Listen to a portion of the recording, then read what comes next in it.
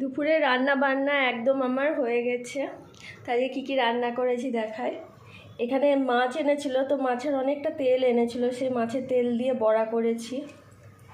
আর মাছের তেলের বড়া খেতে কিন্তু বেশ ভালোই লাগে, আর তেলটা একটু ভালো হলে তবে বড়াটা খেতে বেশি ভালো লাগে। এখানে আছে চাটনি,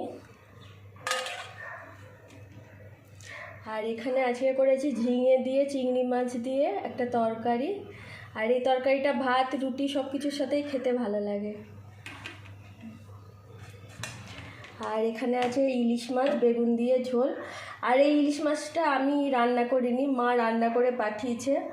তো গতকাল আমার খুব শরীর খারাপ ছিল শুনে মা আবার একটু মাছের ঝোল করে পাঠিয়ে দিয়েছে। আর এখানে আছে গরম গরম ভাত,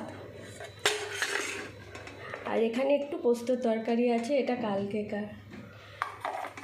আর দুপুরে রান্না বান্না আমার একদম হয়ে গেছে।